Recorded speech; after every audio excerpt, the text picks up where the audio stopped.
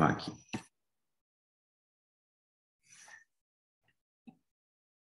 Estão vendo a tela?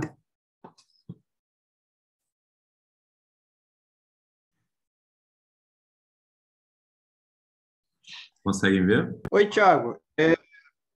Rapidinho, eu tenho umas duas dúvidas para tirar. Você já está entrando na outra aula? Na aula? Já, mas pode perguntar, cara.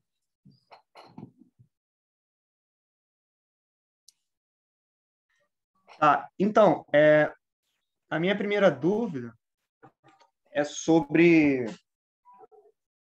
Você estava escrevendo sobre lei de Arrhenius na última aula, e aí você escreveu aquele fator da taxa de reação, que seria proporcional à exponencial de -1 sobre G.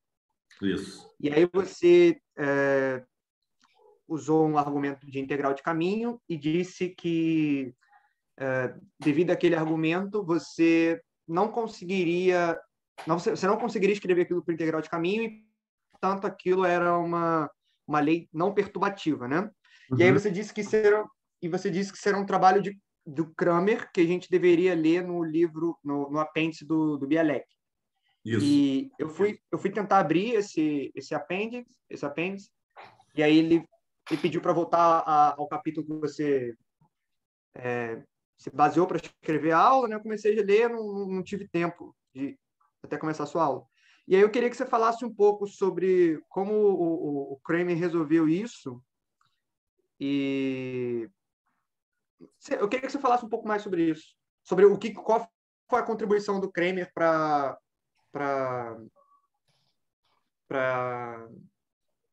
essa sentença que você afirmou.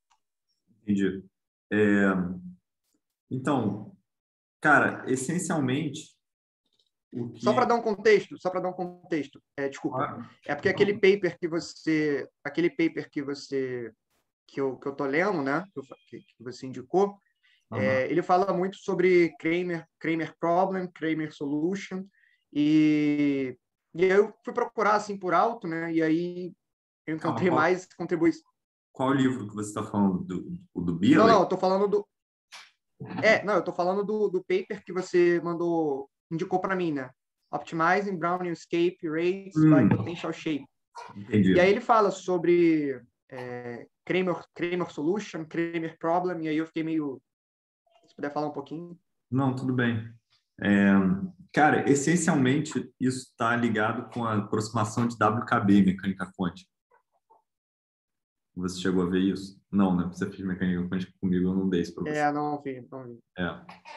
Então, é mais fácil, na minha opinião, de ver realmente na integral de caminho. Assim. Então, a ideia essencial, né, é que você vai ter uma soma. Eu posso escrever, por exemplo, a probabilidade de uma certa trajetória, né?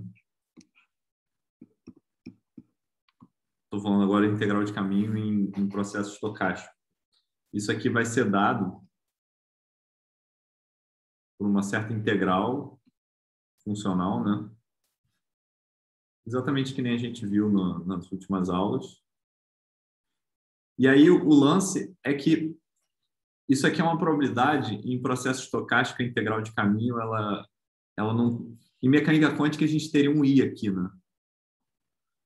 Mas em processo estocástico a gente não tem esse I aqui. Então essa integral ela converge bem melhor do que em mecânica quântica. Em mecânica quântica, esse argumento aqui, esse argumento da integração, ele fica oscilando.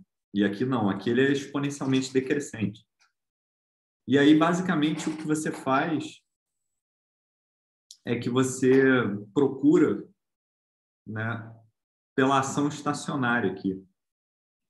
Essa ação estacionária, ela é tal que variações da ação em primeira ordem são zero. Que é exatamente a solução clássica do problema. E aí você aproxima isso daqui como sendo um pré-fator, 1 sobre n, vezes essa ação clássica aqui.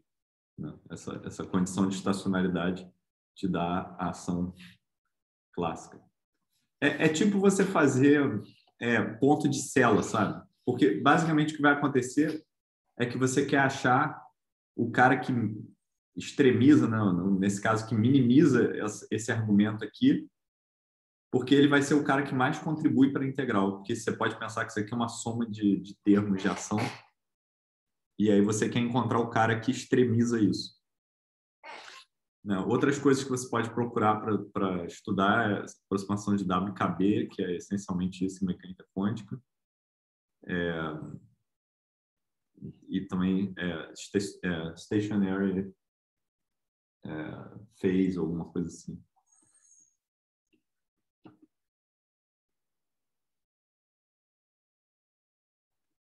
Depois eu posso te mandar uma referência mais específica, se você quiser. O Pedro Paraguaçu sabe muito disso. Ele está assistindo a nossa aula. Se ele quiser comentar alguma coisa, talvez. Se você quiser falar alguma coisa, Pedro, pode falar. Na maioria dos casos, você só vai ter esse método aí, né, para resolver de WKB.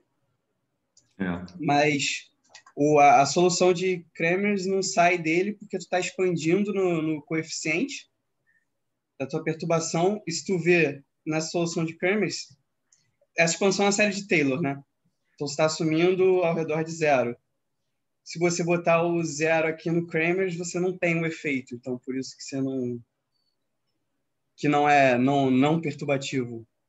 Porque quando tu faz a perturbação, tu está assumindo coisas diferentes que matam o Kramers. É isso que eu vejo, assim. Você quer dizer que quando isso aqui vem com uma coisa que é 1 sobre o acoplamento, não tem série perturbativa para essa função, né?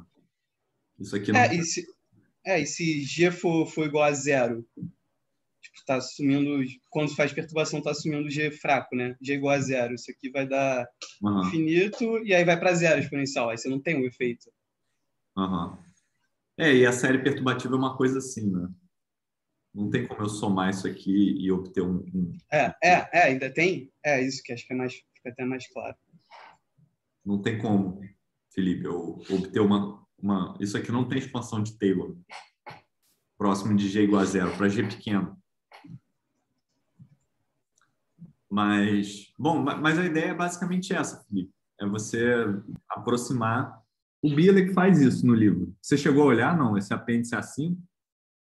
Eu não entendi se você olhou ou não. Eu fui pro apêndice e aí ele fala, isso aqui é um problema que a gente começou a ver lá no capítulo 4.1. Aí eu voltei pro capítulo 4.1. Tá. Entendi.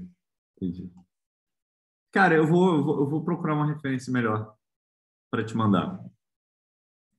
Mas essas coisas estão todas relacionadas com esses métodos de fase estacionária, mecânica quântica e tudo mais. É uma conta. Não sei se eu te ajudei muito, mas enfim. Bom, mais alguma dúvida, Felipe? Ou mais alguém tem alguma dúvida?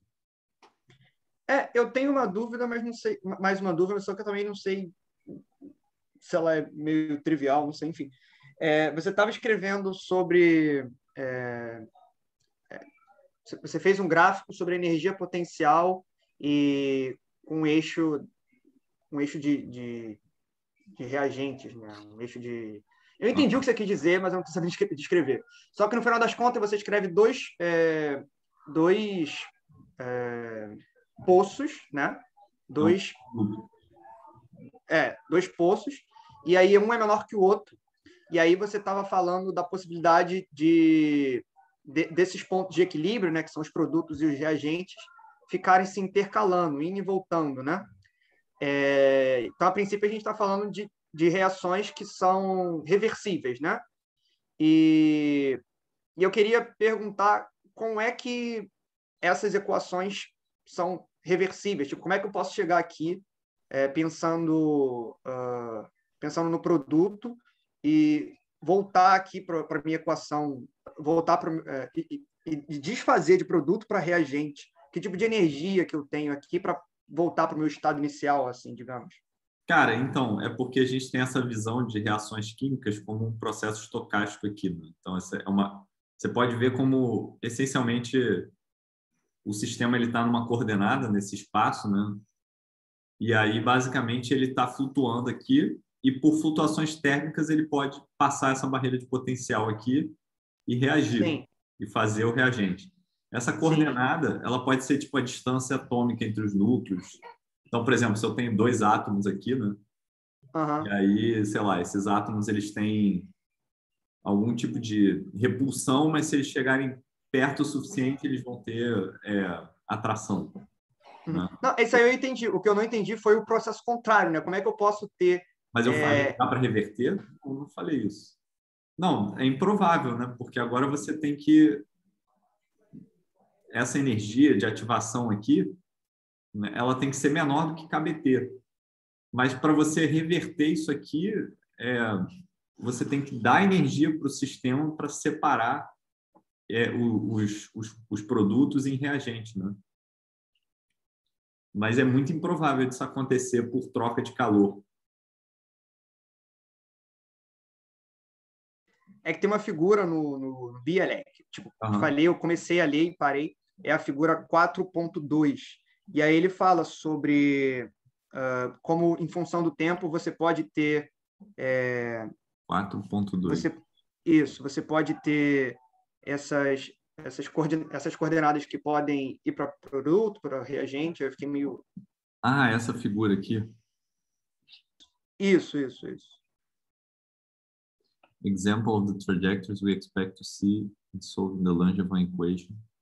Long sojourns in the reactant or product state are interrupted by rapid jumps from one potential well to another.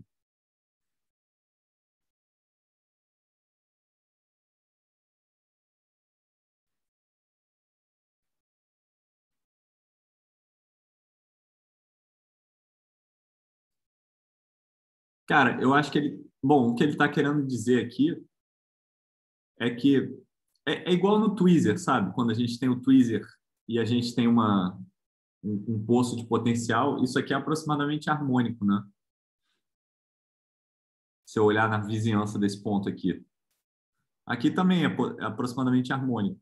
Então, a partícula, né, o sistema, ele vai executar um movimento browniano nesse poço harmônico, né?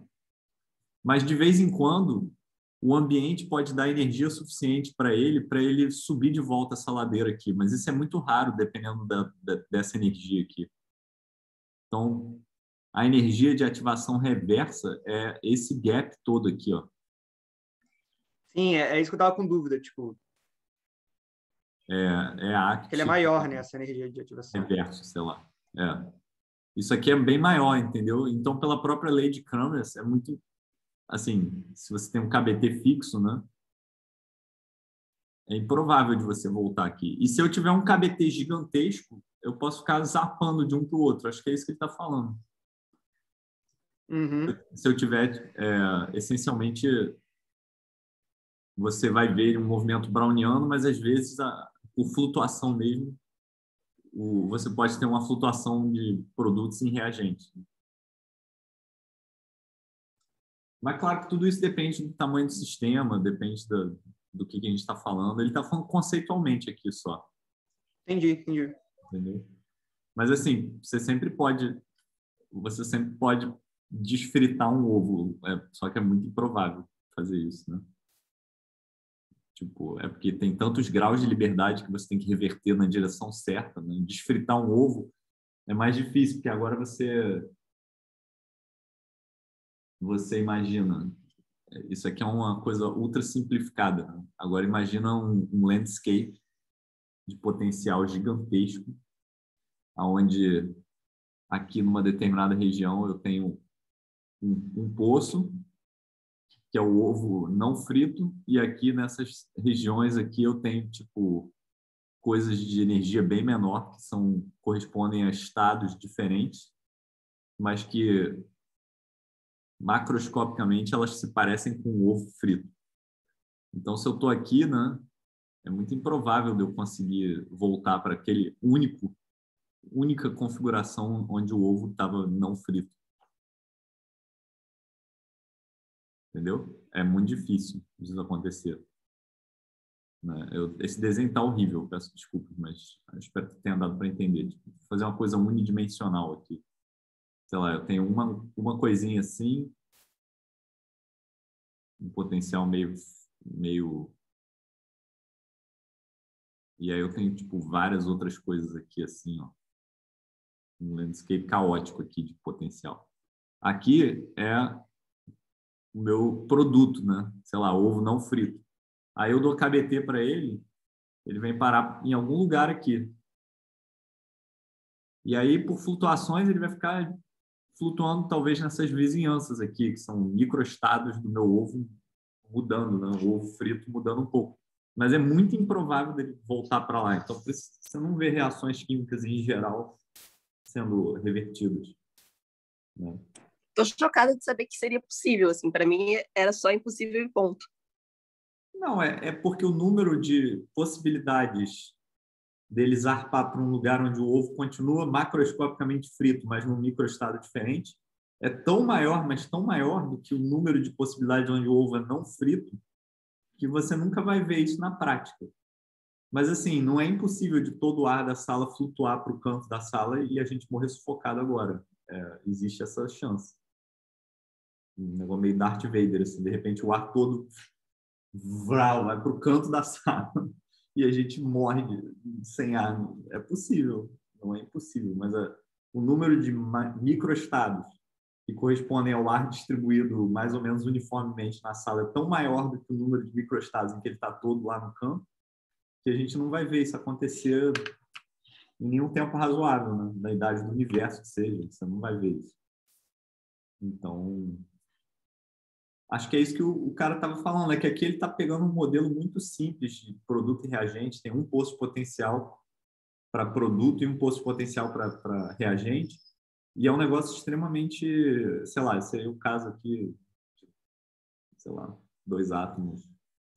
Eu tenho 2 átomos ligados, se eu der calor para eles, eu posso quebrar a ligação sem querer, né, filho? Tipo, sei lá, eu tenho um átomo de cálcio e um átomo de sódio. Eles ligaram lá, eles estão lá, um modo vibracionalzinho, uma molécula simples, diatômica.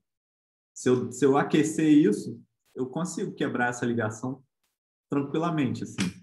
Isso seria só que eu tenho que dar energia, eu tenho que dar mais energia do que eu tive que dar para poder juntar eles, né? Faz sentido? Faz sim, faz sim. Acho engraçado você falar do ovo frito. Uma vez... o ovo frito. Tem um vídeo no YouTube sobre isso, falando sobre processos reversíveis, entropia, eu lembro. Mas, Thiago... Oi? As flutuações não vão ser, tipo, na escala que tu tá, as flutuações não vão ser suficientes para rolar esses eventos raros? Tipo, olhando na figura... Aqui olhando na figura que ele mostrou, ele tá mostrando isso, né? Ele tá pulando de poço em poço, aí, sei lá, tem esse TP e esse TR. Aí, pelo menos, só olhando pela figura, eu imaginaria que o TR é o tempo que ele fica lá em cima e o TP ele fica mais embaixo, mas... Isso. Tipo, não é, sei lá, não é tão improvável nessa escala, né? Não. Tudo é uma questão de escala e é uma questão de qual é o potencial que você tem e de quantos graus de liberdade seu sistema tem, né? E nesse caso, me parece também que são 2 potenciais mais ou menos de mesma profundidade, né? Graus de liberdade... A energia de ativação entre produto e reagente, reagente e produto não deve ser tão grande.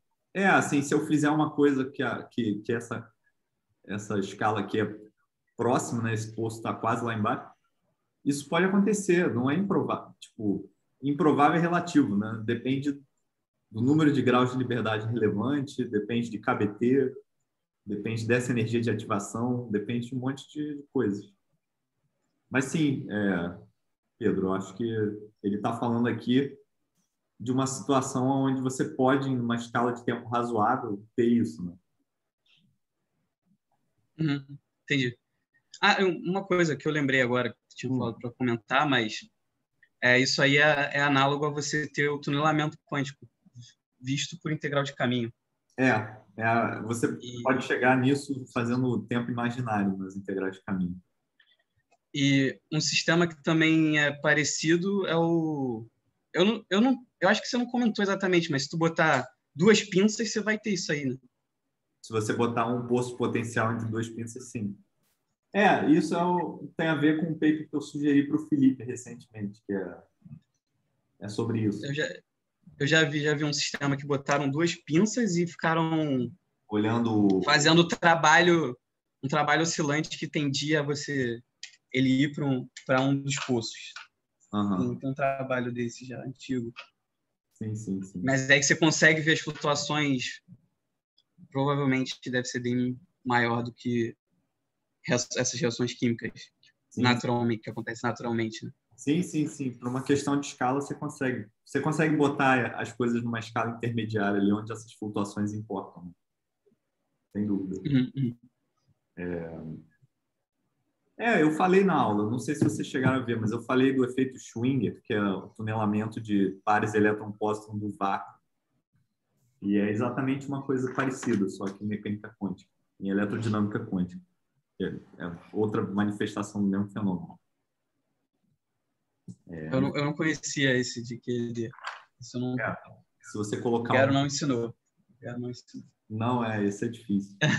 Se você colocar um campo elétrico muito forte num determinado regime, onde a energia contida no campo elétrico é muito maior do que a massa de um par elétron-pósitron, você consegue pipocar pares elétron-pósitrons do vácuo. O vácuo deixa de ser estável, porque agora não é mais o vácuo do campo eletromagnético com o campo eletrônico. É esse vácuo na presença de uma perturbação forte. Então, inclusive, dá para mostrar isso por solução de Einstein e tudo mais. É bem maneiro. Schwinger calculou em 1900 e vovô garoto, sei lá. Maneiro. Bom, mais alguma dúvida, gente? Aqui a gente está para tirar dúvida mesmo. Eu ia falar de matéria, mas se tiver dúvida, a gente continua tirando dúvida, não tem problema. Eu acho que o importante é a gente deixar tudo claro. Esse negócio da aula passada, eu acho que não é fácil, assim. Essa parte aqui que a gente estava discutindo agora, né, com o Felipe, é a parte mais tranquila, eu acho. Mas depois entrou em umas coisas que eu particularmente tive que gastar um tempo estudando. Então, eu não achei fácil de entender, porque tem muita coisa de biologia que eu não sabia. Alguém quer perguntar mais alguma coisa?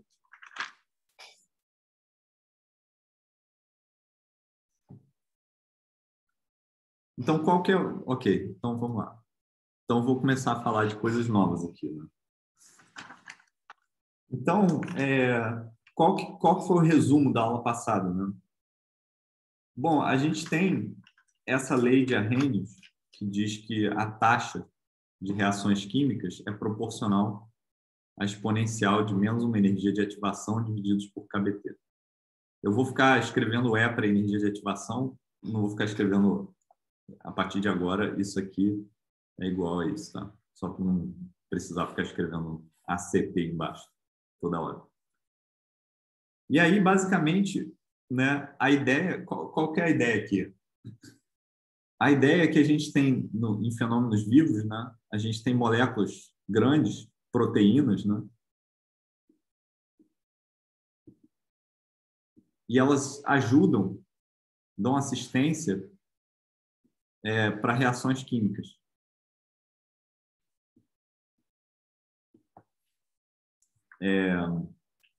Então, né, isso é a ideia de uma enzima, né? Ela catalisa, né?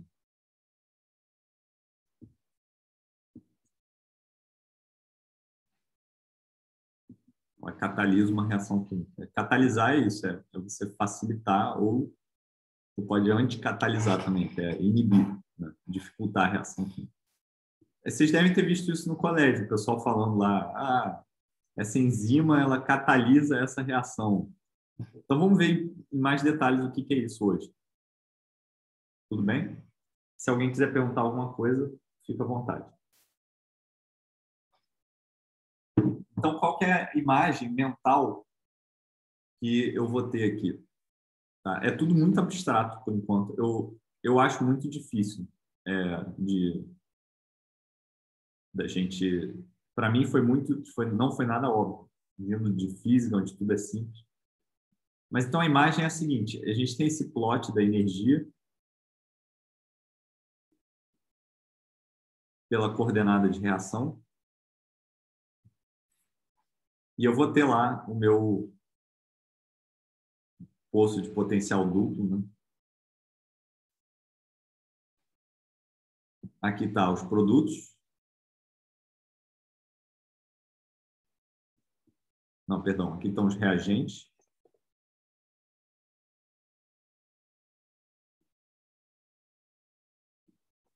E aqui estão os produtos. Então, aqui são um bando de átomos soltos. E aqui está uma molécula montadinha lá, bonitinha, que reagiu e fez. Ou então pode ser coisas do tipo assim, que é o exemplo que a gente vai olhar hoje, né? Eu tenho um doador de elétron e um aceitador, né? Um donor e acceptor, e a reação química é uma coisa em que o donor fica positivamente carregado e o acceptor ganha um elétron. Então, eu tenho um elétron pulando de um site para o outro. Então, fisicamente, seria um elétron vindo daqui para cá. Tem um nome isso, né, em química, oxidação. Não é isso? Químicos. Me ajuda, químico. Então, não tem nenhum químico aqui, sério. Achei que estava cheio de químico. Bom, então, a ideia, né, é que eu posso ter proteínas ou macromoléculas que ajudam essa reação. Então, o que isso quer dizer? Quer dizer que se eu tiver numa determinada conformação dessa proteína, que eu vou chamar de C1, a reação ela vai ter esse poço de potencial duplo aqui. Se eu tiver numa outra conformação, a reação ela vai ter esse outro poço de potencial aqui. Ó.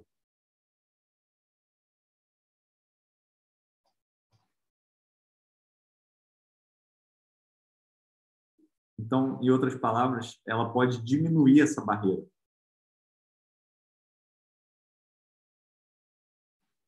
E essas conformações, né, elas são configurações da molécula. Então, eu posso ter, por exemplo, sei lá, eu tenho uma molécula que está reta assim, essa é a conformação 1, e eu tenho uma conformação que é ela dobradinha, assim, conformação 2. Literalmente dobrada, assim, fisicamente dobrada. Né? Proteínas são cadeias de aminoácidos, né? Posso desenhar os aminoácidos aqui. E aí, basicamente, esses aminoácidos, eles podem, nessa cadeia, eles podem se dobrar e se enrolar e dar nós e tudo mais. Então, essa é a ideia de biologia, de que estrutura determina a função. Então, basicamente, a ideia é essa, é que, dependendo, né, desse grau de liberdade de conformação, a enzima ou a proteína, né, ela vai atuar para ajudar ou atrapalhar uma determinada reação química. E é assim que os seres vivos controlam as taxas de reação química no organismo. E a gente tem que controlar isso, né? Não é ao léu, assim, você deixa a reação química correr solta, não. Você dosa ela, você controla. Assim. Manda mais elétron aí. Aí a molécula vai lá, dobra e os elétrons viram uma marna de elétrons. Aí volta de novo. Tem um feedback, né, para aquelas ideias de redes que a gente começou a estudar no curso, e aí a molécula desdobra, e aí agora a gente inibe essa reação, então vai com menos elétrons. Tá claro isso, gente? Esse conceito tá claro? Então, vou assumir que sim. Então, a ideia aqui... Oi. Alguém ia perguntar algo? Não estou ouvindo, desculpa. Foi cortado. Não, falei só que sim. Ah, tá. Obrigado. Legal. Então, a ideia, né, é que a taxa de reação ela é proporcional ao exponencial de menos energia de ativação sobre KBT, só que a energia de ativação depende dessa configuração conformacional da proteína. Então, para cada configuração dessas, eu vou ter um valor dessa coordenada Q aqui. Q1, Q2, por aí vai. Então, se eu tiver um ensemble, né? Imagina que eu tenho um ensemble dessas proteínas. Então, elas estão... Desenhei verdinho, então vou desenhar verde. Então, tem aqui um recipiente, uma sacola.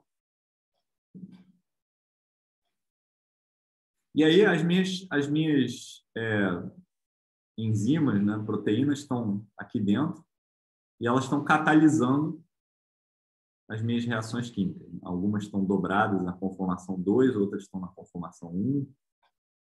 Enfim, esses caras eles também ficam se mexendo por KBT. Então, a hipótese que a gente queria discutir na aula passada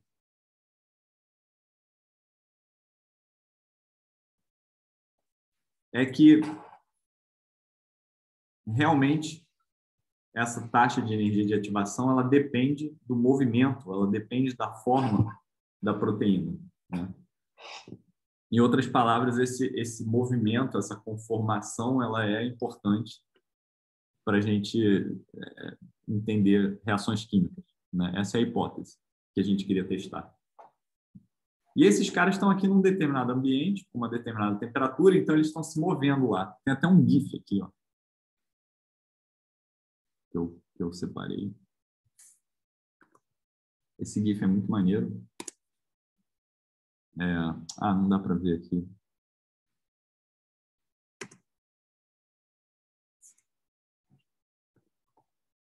Dá para ver aqui, né? Então, isso aqui é um RNA, que é uma molécula, em KBT ela fica se mexendo assim. Então, as conformações dela vão mudando, porque ela está sendo bombardeada o tempo todo por moléculas do meio onde ela está imersa, né? Água, essencialmente. Água com outras substâncias. Então, a gente quer testar essa hipótese, né? E aí, ver esse experimento desse pessoal, do Austin e colaboradores, 1970 e pouco. Tem um cara chamado Frauenfelder, que é um cara importante nessa área. Eu até mandei um artigo dele no grupo. Recomendo fortemente vocês lerem, que é uma visão meio pessoal. Assim. Esses caras são físicos, é todo mundo físico. E aí a ideia era mandar a temperatura para 0.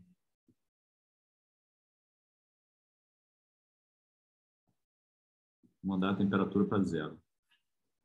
Aí isso vai fazer com que esse movimento pare, né? Esse movimento vai parar e aí a gente vai estudar o número de moléculas que não reagiu. O número de como é que se diz? Claro, cada um desses caras aqui está catalisando uma determinada reação química, né? E aí a gente vai estudar o número de sites, né, onde a reação não aconteceu. E isso daqui vai ser uma coisa que vai ser dada por uma média ponderada sobre todas as conformações possíveis, a probabilidade de eu ter aquela determinada conformação, da exponencial de menos K, que depende da conformação vezes T, e esse K, né, claro que se eu tiver uma reação só, né, o número a taxa de moléculas que não reagiu decai exponencialmente com essa taxa de decaimento, né? E esse K de Q ele é dado por uma constante A vezes E elevado a menos E de Q divididos por KBT. Okay? Então, a hipótese é que se o E for realmente uma função da conformação das enzimas, então esse N de T é diferente de um decaimento exponencial.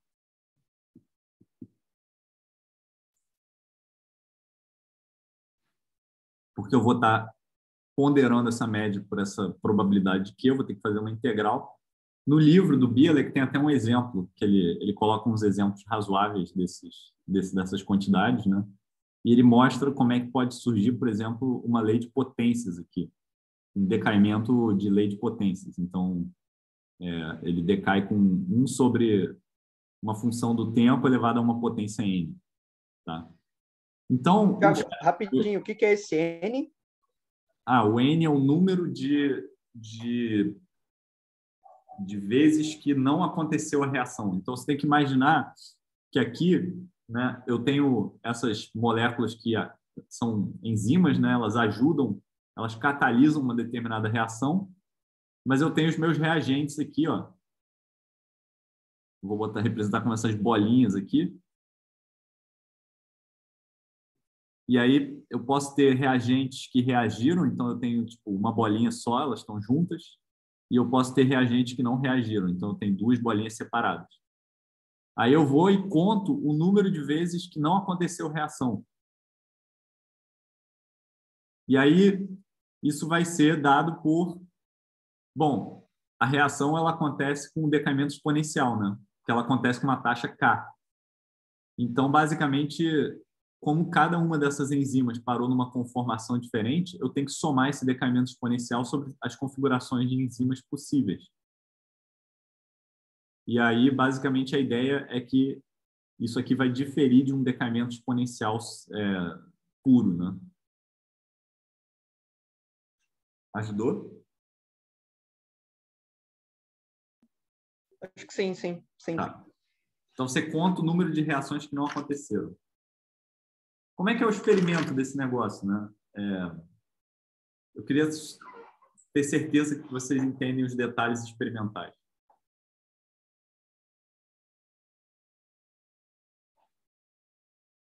São detalhes importantes do experimento.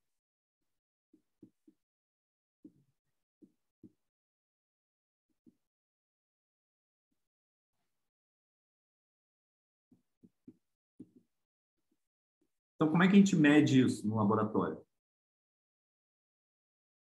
Essas moléculas, né?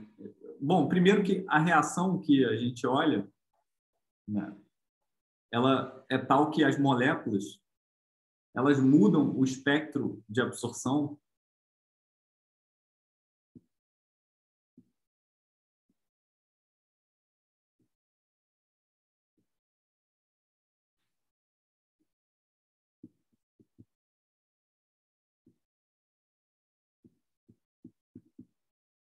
depois que a reação acontece.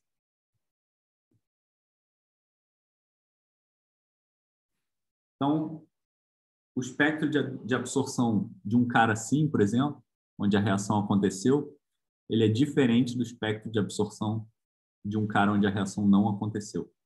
Então, isso aqui vai ter um espectro, sei lá, a gente pode desenhar um espectro aqui. Um vai ter o espectro, digamos, ele vai absorver um certo comprimento de onda e o outro vai absorver um comprimento de onda diferente.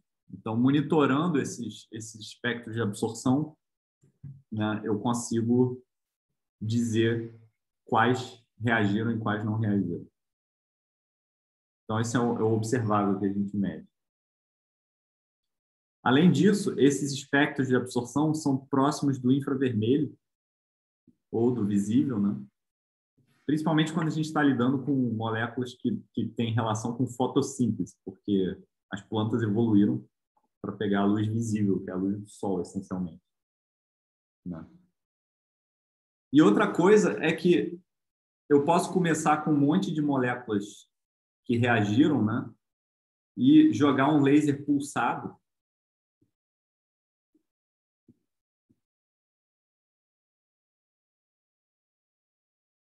e aí esse laser pulsado ele vai desfazer a reação química, eu dou energia para ele desfazer a reação química, e aí depois eu posso, a partir desse momento, começar a monitorar a taxa de decaimento dessas reações, e aí ver se ela é exponencial ou não.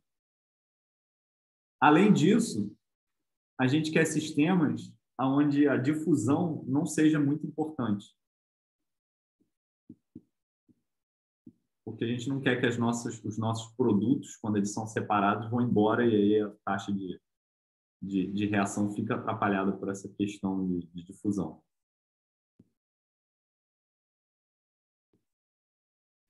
Então, tem sistemas bem específicos, né, que você tem que olhar para ver esse tipo de coisa. E o sistema que os caras escolheram, que a gente discutiu na aula passada, foi esse sistema da hemoglobina, né? Que é uma molécula mais ou menos assim. E aí essa molécula ela tem como se fosse um buraco aqui, onde você coloca um disquete. Né? Esse disquete é uma molécula, é a parte que o pessoal chama de rim, né? E isso daqui funciona mais ou menos como sendo é um tambor, né? Uma coisa assim.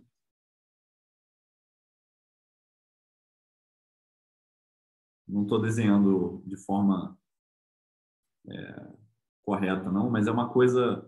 Ela é um disquinho, né? Eu posso enxergar ela como um disco, isso aqui é a vista lateral dela. E tem um átomo de ferro aqui. E aí eu tenho oxigênio que pode se ligar nesse átomo de ferro. Uma molécula de oxigênio se liga aqui. Né? E isso está enterrado lá dentro. Então, é como se essa parte vermelha, né, esse globo vermelho que faz a hemoglobina, né? A hemoglobina é feita de 4 desses caras. Isso está enterrado lá dentro da molécula. Então, um oxigênio que está aqui dentro, né, quando ele solta daqui, a reação química é o oxigênio se ligar no ferro. Quando ele solta daqui, ele não difunde, ele não vai embora, ele continua preso aqui dentro. A molécula de oxigênio vai continuar aqui. Então, o que o pessoal faz é que eles pegam um laser, vou representar aqui, e bombardeiam esse cara com laser para soltar o oxigênio dessa hemoglobina. Aí esse oxigênio ele solta da hemoglobina, mas ele fica preso, encapsulado dentro dessa sacola vermelha. E aí, essencialmente, ele consegue monitorar o espectro de absorção num outro comprimento de onda. Você manda uma outra luz aqui e monitora o espectro de absorção. Um detector aqui, você vê o quanto que está absorvendo. E aí você vê esse espectro de absorção em função do tempo. E esse espectro de absorção em função do tempo te dá o número de moléculas que não reagiram, ou seja, o número de oxigênios que ainda não se ligou, e você vê se isso daqui é um decaimento exponencial ou não. Se for um decaimento exponencial, então flutuações no movimento, né, na conformação dessa molécula rim, não são importantes. Se não for um decaimento exponencial, então flutuações no movimento dessa molécula aqui são importantes. Essa é a ideia do experimento de Austin. Eu acho incrível, porque assim, é um experimento sobre um negócio totalmente microscópico que a gente não tem acesso nas nossas escalas, e ainda assim eles conseguem afirmar um negócio essencialmente microscópico. Assim. Eu acho que, como físicos, a gente tem que prestar atenção nesse tipo de experimento. É exatamente o que a gente quer fazer na nossa vida em geral. A gente quer falar coisas microscópicas sobre objetos que a gente não tem acesso na nossa escala. E a gente não tem como pegar uma molécula dessa, a princípio, né? Nos anos 70 não tinha, hoje em dia já deve ter, mas nos anos 70 não tinha tecnologia para você isolar um cara desses, depois ir lá e fazer química quântica nele, olhar exatamente o que está acontecendo. Então o pessoal inventou essas técnicas de fazer coisas globais, um negócio macroscópico, jogar uma luz no negócio, medir espectro de absorção, e ainda assim você vai ter dados, né, muito bem pensados que vão te dizer o que está acontecendo microscopicamente. Esse observável aqui, por exemplo, você pode medir. Está claro esse experimento, gente? Porque isso é muito importante para a gente dar continuidade. Então tem que estar bem claro isso. Alguém quer perguntar alguma dúvida? Alguma questão sobre isso? Você pode... eu não sei isso, então não tem nem Também como não, entrar em Pedro. detalhe. Eu Não, tô- não, é a coisa mais simples, é tipo espectro de absorção. Ah, tá. Entendi. Não, isso eu sei. Eu tenho que saber. Fala. Ou não, Tom, o que que é isso? Não sei. Ah, ok, perdão. Então, você vai monitorar a intensidade de luz que chega nesse detector aqui em função do comprimento de onda do laser que você envia. E aí você vai ver que esse objeto ele é essencialmente transparente, então a intensidade é constante, constante, constante. Quando você chega numa determinada região de comprimento de onda, você tem um dip aqui na intensidade. Quer dizer que você está perdendo luz nesse comprimento de onda. Essa luz está sendo absorvida por essa molécula aqui, Entendi. entendeu? Ah, Isso é tá, um espectro claro. de absorção. E aí, o lance é que esse espectro de absorção, ele depende se você tem um oxigênio ligado aqui ou não. Se você tiver um oxigênio ligado, ele vai ser uma coisa assim, sei lá, distinguível. Se você não tiver o oxigênio ligado, se o oxigênio tiver só... Ele vai estar encapsulado por essa molécula vermelha aqui, mas se ele só estiver lá dentro e não estiver ligado ao ferro, o espectro de absorção vai ser um treco diferente aqui. Pedro, falta falar isso também, né? Tipo, tá relacionada à frequência lá dos níveis de energia, do oxigênio, do hidrogênio. Exato. Ele pulando do nível 1 para o nível 2, aí tem um valor certo lá de energia. Aí ele é absorvido aí, está relacionado a isso. É igual em astronomia. Quando você mede, sei lá, você mede o espectro de um determinado objeto, você consegue inferir quais elementos tem nele, porque você mede o espectro de luz que ele emite. Né? Só que lá é o espectro de emissão, não de absorção. Mas é a mesma coisa. E a teoria quântica, ela diz isso para a gente, né? Tem a ver com os modos vibracionais dessas moléculas, tem a ver com ligações eletrônicas, se você ligou um elétron ou não, se você tem ligações de um certo tipo. Isso tudo muda os níveis de energia desse cara. Você conhece os níveis de energia de todo mundo. Você conhece do hidrogênio, do oxigênio, qual é o valor de frequência para... Aí você fica sabendo, então se foi aqui é porque é o oxigênio, a linha tal do oxigênio e tal. E aqui, Tati, só para complementar, isso que você falou é perfeito, mas aqui é molécula, então, tipo, você tem outras escalas de energia, porque tem essa teoria de Born-Oppenheim, e você tem que levar em consideração não só modos eletrônicos, né? Não é só onde o elétron está na camada de ligação lá, onde ele se conecta com outro átomo, mas é também como que o sistema está vibrando, se ele está rodando. Tem vários modos possíveis. E conforme você vai para modos maiores, né, de moléculas, por exemplo, modos vibracionais, eles têm uma frequência menor, então eles têm um comprimento de onda maior, é a luz de energia mais baixa. Então, você conhece as faixas, assim, sei lá. Isso é mapeado, né? Aí você sabe, enfim, de alguma forma. Você consegue dizer, você consegue fazer espectroscopia dessa molécula aqui, e aí você consegue classificar os modos, né, modos eletrônicos, modos vibracionais, modos rotacionais e tudo mais. Então, tem muita mecânica quântica aqui escondida no meio. Espero ter ajudado, Pedro. Não, sim, ajudou. E acho que eu entendi, fica bem mais legal entendendo. Tudo fica bem mais legal. Fica bem mais legal quando se entende o que está acontecendo. Não, maneiro, bacana. É muito maneiro. Esse experimento é muito maneiro. É incrível. Eu fiquei bolado quando eu li isso. Bolado por não ficava muito tempo assim. Bom, e aí com isso, os caras conseguem comprovar que realmente o movimento, né, da molécula, da proteína, da enzima, é responsável por modular a taxa de reações químicas. Tá? Então, o Frauenfelder, que é esse cara que eu falei, né, que é coautor desse paper, ele fala, life is motion, né? Que na biologia você tem essa imagem de que você tem lembra do colégio, aquela coisinha da chave, né? Quando a molécula está numa certa forma, ela atua como uma chave, ela entra na fechadura e gira e aí acontece determinada coisa. aqui o que a gente está aprendendo é que não é bem só isso, né? Essa chave, ela é uma chave em movimento. Depende da conformação, depende das flutuações. A gente vai ver mais disso. Okay? E aí os caras fazem esse experimento, está aqui no livro do Billey,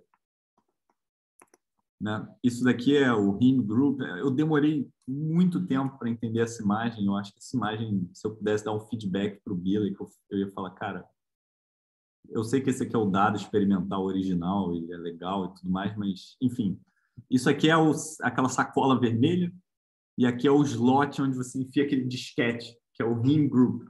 E o Heme Group é uma molécula desse tipo aqui, ó.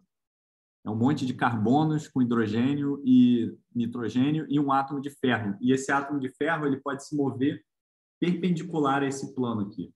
Então, é como se fosse um modo respiratório, assim. Esse é o movimento que os caras estudaram nesse trabalho. Né? Enfim, eu vou deixar vocês lerem.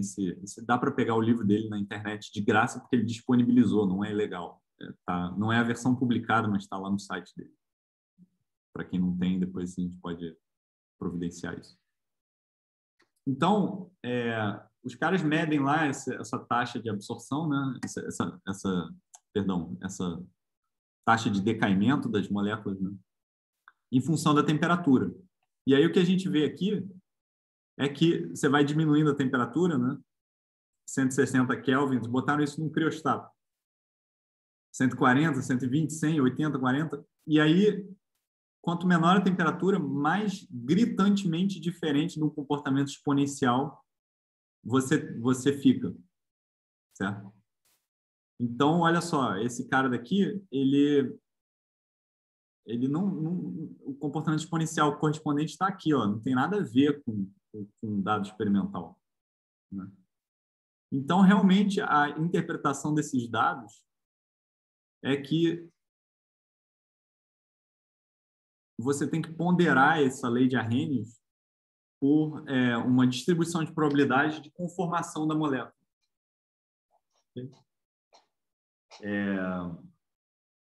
E aí foi isso que eles fizeram para determinar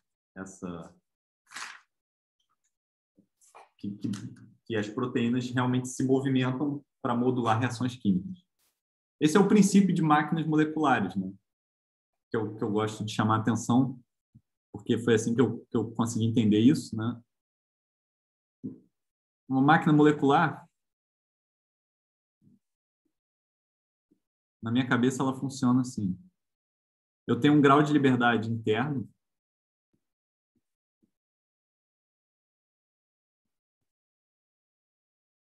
que, no nosso caso, eu vou dizer aqui qual que é nesse caso. É a coordenada de reação.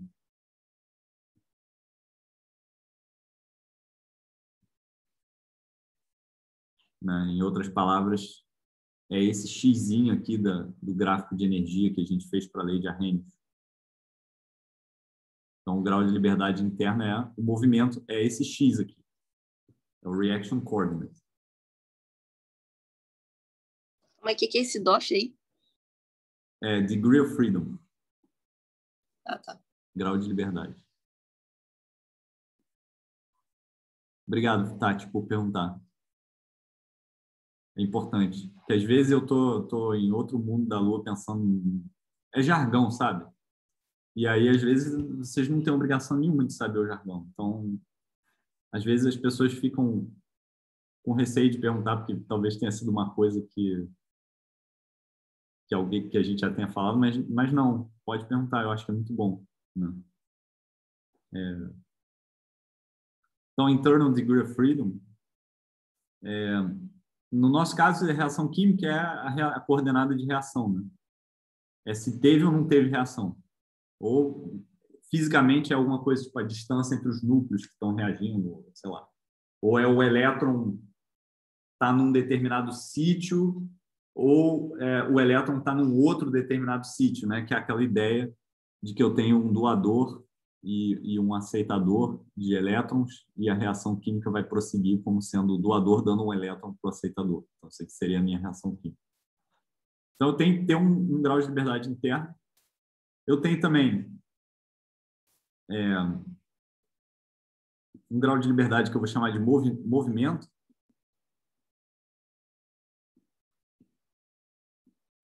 que é, no nosso caso, a conformação da molécula.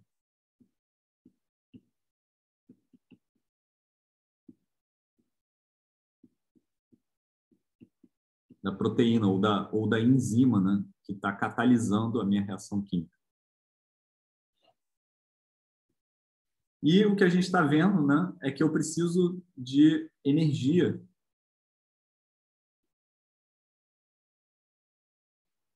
para poder fazer essa transição, né? Para poder, se eu quiser fazer uma máquina, né, eu quero que essa máquina seja capaz de mudar a minha reação, a minha taxa de reação, eu tenho que gastar energia para mexer nesse grau de liberdade de conformação e fazer tipo um ciclo, né? Então, sei lá, é porque agora a gente não está falando de máquinas, mas esses são os ingredientes básicos que a gente precisa, né? É um motor, um freio e uma roda. Sei lá, eu tô tentando fazer analogias aqui, mas essa é a ideia básica. E agora o que a gente está vendo, assim, pingos nos is, eu gosto disso, porque realmente é pingos nos is, a gente está vendo que essa conexão aqui existe, né? Da taxa de reação com o movimento da molécula. Então, eu sei que é uma coisa ultra específica, uma molécula de hemoglobina, não sei o quê, mas a gente está determinando, tintim por tintim, que isso acontece, né? Claro que eu podia chegar aqui e falar para vocês, a molécula dobra, isso melhora a taxa de reação, mas a gente não ia saber por quê, nem como é que as pessoas descobriram isso, né? Isso aqui é o mais importante na minha visão. Como é que os caras descobriram isso? Essa é a questão que a gente tem que sempre ir atrás, né?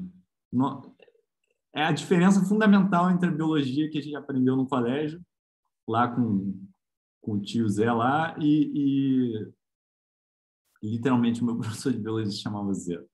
Mas, enfim. E aí, é a diferença entre aquela biologia de chegar e falar, é assim, olha, a molécula dobra e aí causa uma reação, ela catalisa a reação. E saber realmente, de fato, como é que a gente sabe esse treco. Como é que a gente sabe esse treco? Os caras fizeram um experimento assim, assim, assado. E mediram esse cara daqui, e viram que não é um decamento exponencial. Então, assim, tenta botar esses óculos agora e tentar olhar para tudo em biologia, assim, tudo, essencialmente tudo que a gente viu é descritivo, mas não é explicativo de como que as pessoas sabem daquela descrição. Não. Como que a gente sabe que existe em DNA? Como que a gente sabe que o DNA é transcrito em RNA? Como que a gente sabe que o RNA depois é usado como um template para fazer proteínas que são conexões de aminoácidos? Como é que a gente sabe desses aminoácidos que eles existem, né? Tipo assim, é uma quantidade infinita de coisas que a gente sabe, mas a gente não sabe porque a gente sabe, porque a gente não estudou esses experimentos a fundo, a gente não olhou exatamente o detalhe do detalhe do detalhe. Então, eu queria, pelo menos em algumas circunstâncias, trazer para vocês o detalhe do detalhe. Alguma dúvida sobre isso, gente? Deixa eu mostrar, eu estou revisando basicamente o que eu ia falar, o que eu falei na aula passada. Eu acho que o que eu ia falar hoje vai ficar para a aula que vem, porque, enfim, tem muita coisa para falar, mas eu vou começar. Então, deixa eu mostrar para vocês, então, esse aqui é um paper desse cara também, ó, Hans Frauenfelder. Esse cara eu já identifiquei ele como sendo um dos bambambãs dessa área de... E olha só o que ele faz aqui nesse paper, a Unified Model of Protein Dynamics. Eu acho muito maneiro isso. A gente, em física, a gente meio que viciou em algumas ideias, assim, eu acho que a gente meio... Sei lá, o pessoal está fazendo coisas bizarramente impressionantes aí mundo afora, e a gente lá tentando teletransportar um Q-trit, que é um negócio que a gente já sabe que vai dar certo se a gente fizer certo, mas assim, fatorar 15 num computador quântico, enfim, eu acho que tem muita coisa maneira para a gente fazer, ou para a gente estudar e pensar, que tem um território essencialmente virgem para ser desbravado. Assim. Então, isso aqui é mioglobina, né? Uma proteína. Ele estuda o efeito do ambiente nessa mioglobina. Enfim, eu comecei a ler isso aqui, é extremamente interessante. Mas o que eu queria mostrar é essa ideia, né? De que você tem uma certa reação que acontece dentro de uma proteína, né? E o reagente, ele caminha aqui por dentro. Na verdade, eu não queria mostrar esse paper. Eu queria mostrar uma figura assim, mas tinha uma outra figura de um outro paper que eu não vou lembrar agora qual é. Deixa eu ver se eu acho aqui rapidinho.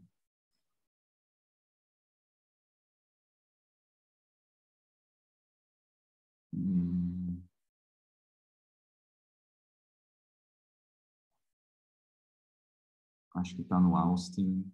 Mandei para vocês.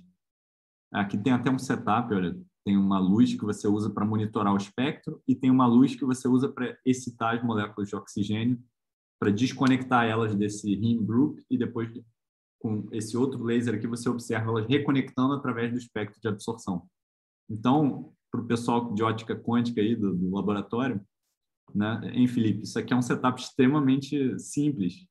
Isso tem um criostato, tem um recipiente onde essas moléculas ficam boiando em solução e tudo que você tem que fazer para fazer um trabalho digno de prêmio Nobel é mandar essa luz aqui e observar o espectro de absorção. Quem diria, né, que juntando essas peças do jeito certo aqui, todas essas peças a gente tem no nosso laboratório. Juntando essas peças do jeito certo, você descobre um negócio digno de prêmio Nobel. Prêmio Nobel de menos, você descobre um negócio fundamental sobre a natureza. Mas, enfim, isso é só um parêntese. Deixa eu ver se a figura que eu queria está aqui. Ah, está aqui, olha. Essa figura é legal. Então, binding of ligand molecule to mioglobina.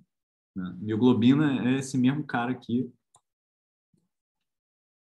Esse cara azul aqui é um desses caras aqui. E aqui está o Heme, que é o nosso disquetezinho que a gente enfia lá dentro com ferro, né? E o oxigênio, ele se liga, ele entra aqui dentro, né?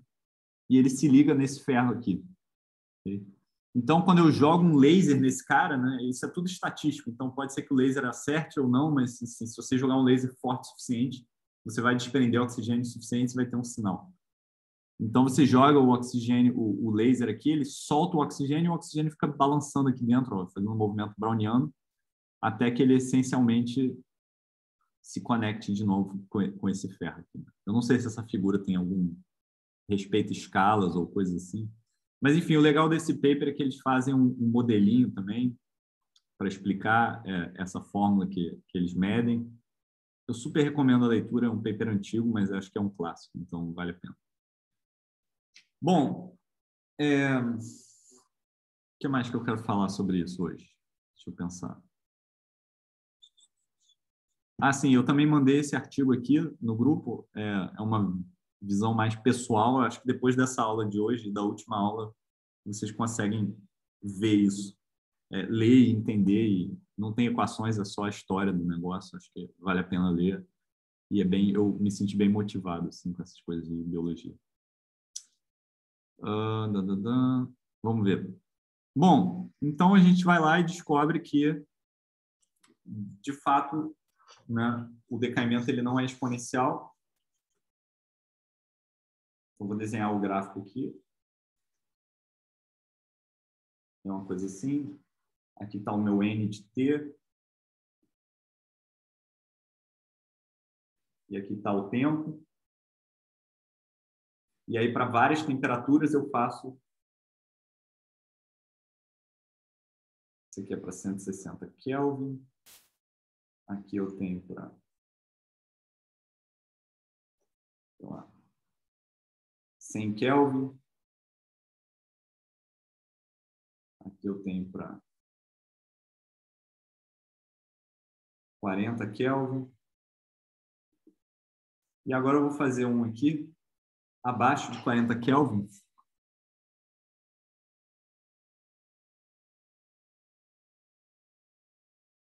Dá uma coisa assim. Sei lá, digamos 30 Kelvin. Agora eu vou fazer um outro a 20 Kelvin. Dá uma coisa assim. Igual. Agora eu vou fazer um outro a 10 Kelvin.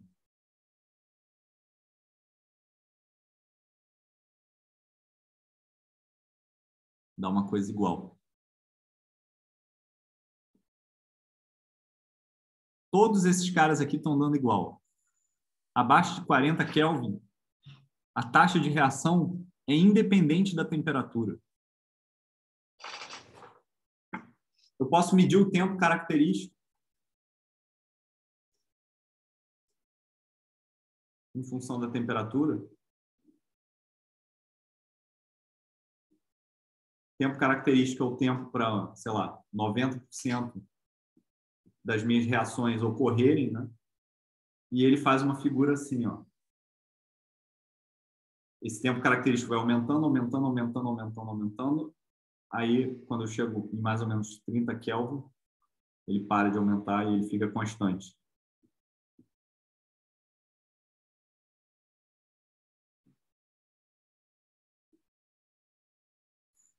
Então, aqui é independente da temperatura. O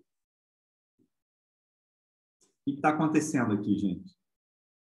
Quando a minha taxa de reação química fica independente da temperatura, eu ainda estou tendo reações químicas. Que isso fique bem claro. O oxigênio ainda está se ligando lá ao ferro.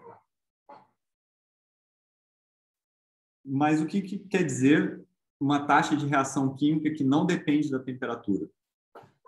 Deixa eu desenhar de novo o gráfico de Arrhenius aqui, né? Então, eu tenho a coordenada de reação, eu tenho a energia e eu tenho um gráfico assim, né? E a gente acabou de discutir que, geralmente, eu preciso de KBT para cruzar essa barreira aqui, né? Mas agora, o que eu estou falando para vocês é que quando T é menor do que um certo T crítico, eu cruzo essa barreira com uma taxa que independe da temperatura. Qual a explicação para isso? Alguém se habilita? Como é que eu estou cruzando essa barreira aqui independente da temperatura, se a minha temperatura é menor do que a temperatura suficiente para eu fazer isso?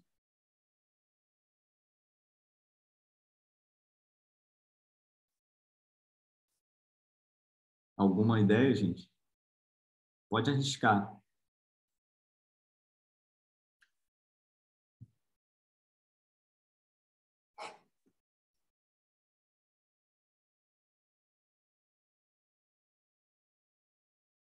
Como é que eu cruzo uma barreira se eu não tenho energia suficiente para cruzar ela?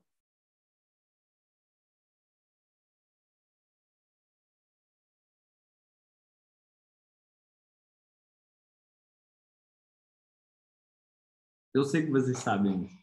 Bom, ninguém quer arriscar.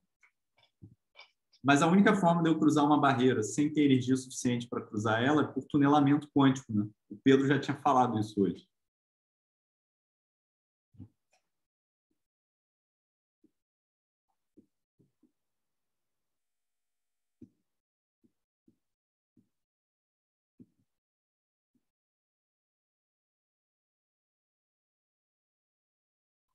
Então... Mas, Thiago, qual é a escala de tamanho de coisas que a gente está falando, assim? É que eu pensei em tunelamento, só que tipo, eu falei, putz, eu não sei qual é a escala que a gente está falando para poder falar de uma coisa quântica. Uhum. Eu vou discutir as escalas, mas o tamanho dessas proteínas é tipicamente da ordem de 10 nanômetros. E a gente vai falar de escalas específicas já já. Talvez na aula que vem. Mas assim, é meio que faz sentido, né? Porque se você tem uma reação química, se reações químicas podem ser entendidas como um processo browniano de passar de uma barreira de potencial para outra, né, de um poço potencial local para outro, por energia, né, por KBT, por calor. Se a temperatura é zero e eu continuo tendo taxas de reação, quer dizer que eu estou no estado fundamental desse cara daqui, né? E aí, no estado fundamental desse cara daqui, a única forma que eu tenho de transicionar para o estado fundamental ou para algum outro estado correspondente a essa barreira aqui é tunelando. Eu não tenho KBT para me ajudar a subir essa barreira. Não tem flutuação que vai fazer isso acontecer. Flutuação térmica. Então, assim, a ideia aqui é que abaixo de uma certa temperatura, as taxas de reação elas ficam constantes. Elas estão sempre acontecendo ali com uma constância, né? Elas não vão depender mais de KBT, elas não dependem de eu dar calor para o sistema. Elas vão depender só de constantes fundamentais. H cortado, massa do elétron, massa do próton. E isso acontece por causa de tunelamento dessa barreira aqui. É a única forma que eu tenho, né? Classicamente, pensa comigo, classicamente, se eu tenho energia zero, se eu estou no estado fundamental, né, classicamente eu posso ter energia zero, eu não consigo transicionar daqui para cá. Então, classicamente, a predição da teoria clássica é que a temperaturas zero, a temperaturas muito baixas, não deveria ter reação. Mas a gente vê nesses gráficos aqui que tem reação, elas continuam acontecendo. E elas continuam acontecendo numa taxa que é independente da temperatura. Então, a única forma disso daqui ser explicado é se eu ligar a mecânica quântica agora. Se fizer H cortado, não nulo. Não importa a escala, Felipe. Mas sim, a escala importa, tipo, isso é uma hipótese, né? A hipótese é, será que o tunelamento quântico é responsável por essa taxa de reação independente da temperatura? Agora a gente vai entrar numa odisseia de tentar provar essa hipótese, tá? Esse que é o lance. Vai ver se essa hipótese faz sentido de acordo com tudo que a gente sabe sobre essas proteínas. Vamos testar isso. Mas é uma hipótese forte, é uma indicação forte de que talvez fenômenos quânticos importem nessas moléculas biológicas, pelo menos a baixa temperatura. Alguma dúvida, gente?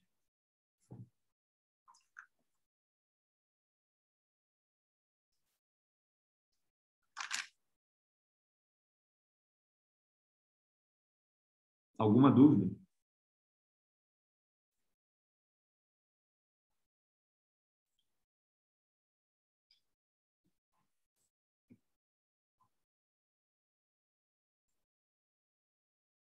Então, vamos lá. Então, o sistema que a gente vai olhar agora, ele é diferente do sistema que a gente estava olhando no experimento de Austin. Não é mais a hemoglobina. Não é mais esse cara daqui. O sistema que a gente vai olhar agora é fotossíntese em bactéria.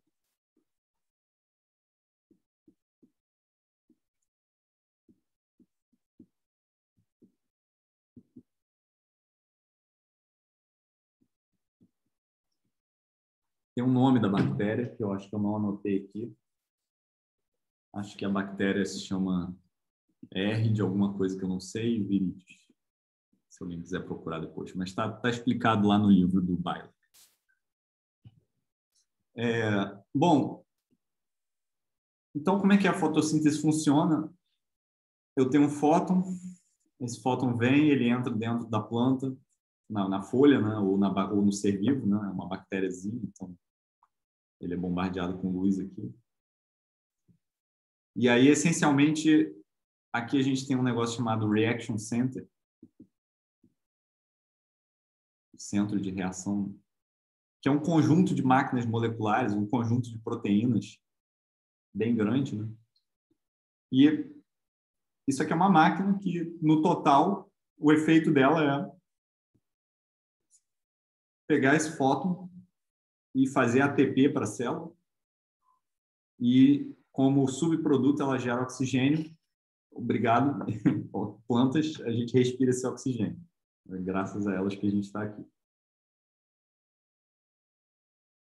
O negócio todo assim, do ponto de vista externo, de um físico que sabe pouco de biologia, parece similar ao sistema de ATP sintase, que a gente discutiu algumas vezes, que em seres vivos mais complexos, que nem a gente, é a forma como a nossa célula cria um gradiente de prótons e produz ATP ao mesmo tempo na célula. E ATP é a nota de 20 reais da biologia. Então, é a moeda de troca de energias. Então, qualquer coisa na célula que precise de energia, ela obtém essa energia fosforilando uma molécula de ATP, e isso é uma reação que libera energia. Então, é como se fosse a moeda de troca. Assim, sei lá, eu tenho um determinado processo na célula que precisa gastar energia, aí você vai lá e gasta um ATP para fazer isso. É a moeda nota de troca. Nota de 20 reais da biologia. Eu estava vendo, tinha visto um vídeo de um cara falando alguma parada sobre isso, né? Que o processo de fotossíntese, ele acho que só teria uma explicação quântica, porque ele tinha uma taxa de 95% de aproveitamento, né? Uhum. Um grupo de um cara, sei lá, acho que era Fleming. Então, por enquanto, Tati, não sei se quer perguntar, eu te interrompi, desculpa. Não, só isso mesmo. Né? Eu estou tentando agora lembrar o que foi que eu vi, assim, mas agora está ficando tudo... Então não tem exatamente uma parte muito nebulosa aí nessa história, né? Que ninguém estava dando muita bola até agora, talvez. Tem uma parte muito nebulosa nessa história toda. Eu vou começar falando da parte não tão nebulosa e depois a gente vai, talvez, entrar na parte nebulosa, porque eu quero entender essas coisas. Então, acho que tem um consenso geral agora de que efeitos quânticos, em particular tunelamento, podem ter um papel importante na descrição de certas reações químicas nesse reaction center a baixas temperaturas. Então, se eu pegar esse reaction center e jogar ele num criostato e colocar esse treco a 10 Kelvin, acho que tem pouca dúvida de que realmente tem tunelamento. Que nem eu vou tentar argumentar para vocês e que nem vocês podem ler no livro do Bielek, enfim, tem N papers aí que falam sobre isso desde a década de 80. Agora, o que esse pessoal do Fleming falou é que, mesmo a temperatura ambiente, o efeito de tunelamento ainda é importante em alguns casos. E isso é controverso, tá? Isso é uma coisa que não é completamente bem estabelecida. Mas, pelo que eu li e pelo que eu sei até agora, a comunidade está bem dividida. Então, tem gente que acha que sim, tem gente que acha que não. Ainda é um tópico de pesquisa ativo. O que é muito bom, porque vocês podem trabalhar nisso, se vocês quiserem. Então, sim, a gente vai entrar... Eu vou começar um degradê agora do menos louco especulativo para o mais louco especulativo, aos poucos. Mas isso é todo um tópico de biologia quântica. Mas, assim, saibam dissociar o que eu estou falando. Até agora, tudo que eu falei é bem estabelecido.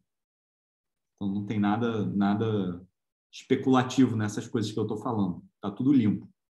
É tudo consenso científico atual. Ainda até agora. Eu ainda vou continuar mais um pouco falando coisas bem estabelecidas. Eu vou dar o alerta vermelho. Quando não for totalmente consensual, eu vou dar o alerta vermelho. Tá? Vamos fazer assim. Acho que faz sentido.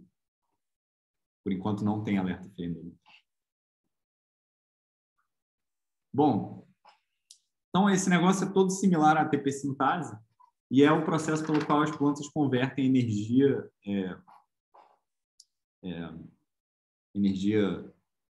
fotônica em energia química.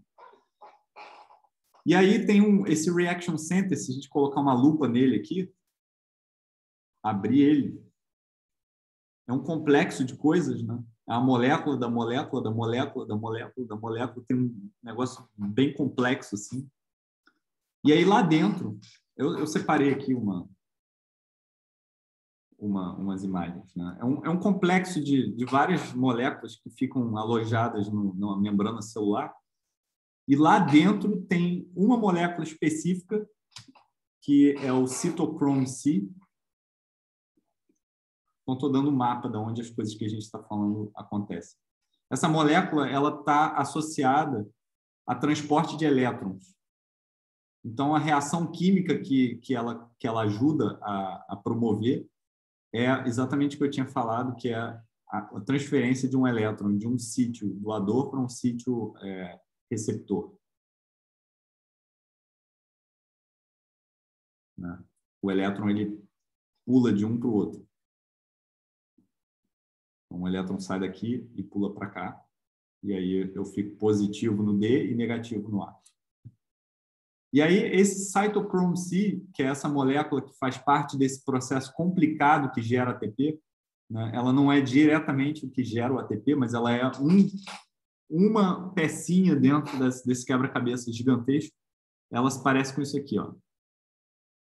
Aliás, eu peguei isso aqui desse Protein Data Bank, que é muito legal. Você pode entrar lá e digitar o nome da proteína que você quer. E, tipo Jurassic Park, assim, aparece 3D, você consegue girar, você consegue clicar aqui. Isso aqui é um chamado Ribbon Diagram. Deixa eu... Essa coisa aqui, um Ribbon Diagram, mas isso tem, tipo, uma representação em termos de palitinhos, onde cada vértice do seu palitinho é um átomo. Né? Isso é um Ribbon Diagram. Eu acho que vocês têm que ler sobre isso, porque é legal entender o que isso aqui quer dizer. Não é que realmente tem uma fita, assim, é porque tem certos conjuntos de átomos que têm a tendência de se dobrar com uma hélice, e aí você representa isso como esse diagrama de faixas aqui, de ribbons. Mas, enfim, esse cara é um negócio grande, assim, com sei lá quantos milhares de átomos, né? E um pedaço desse cara aqui é o tal do Cytochrome C. E esse Cytochrome C, ele é um site que aloja ninguém menos do que o nosso rim, que a gente estava estudando na hemoglobina. Então, por isso que é um sistema parecido, né, com o que a gente estava falando na aula passada, mas aplicado à transferência de elétrons nesse processo de fotossíntese. Tá? Então, está aqui o rim, ó. Esse cara daqui é para ser identificado com essa figura aqui. Né? Está aqui o átomo de ferro aqui, tem um átomo de ferro aqui.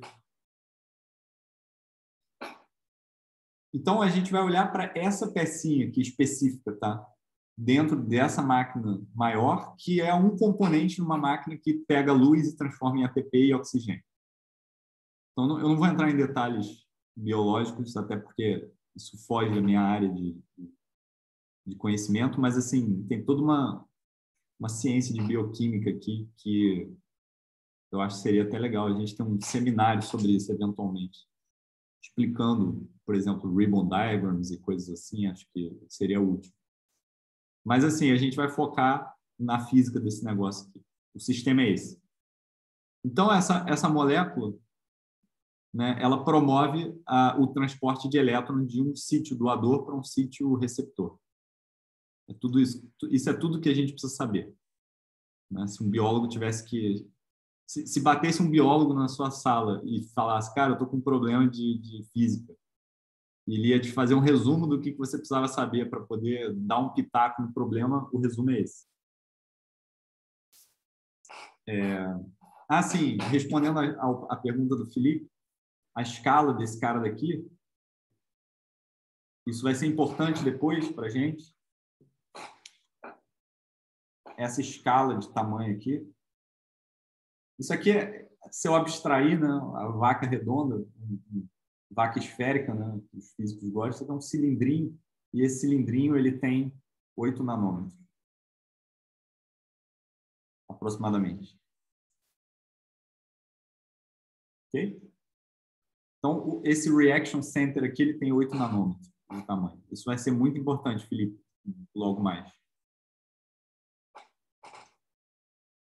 Bom, aí a gente vai e monta um experimento, né, que é similar àquele experimento de Austin, Cadê ele?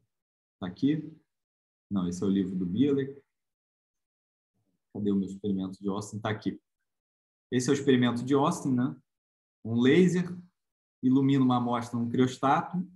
Tem um outro laser que é responsável por soltar o oxigênio do rim, e esse laser monitora o espectro de absorção, e a gente olha essas taxas de reação. Aqui eu quero que vocês vejam a mesma coisa. Eu tenho, só que em níveis de detalhe maior, eu tenho um flash lamp aqui, que é um laser que excita o oxigênio, né?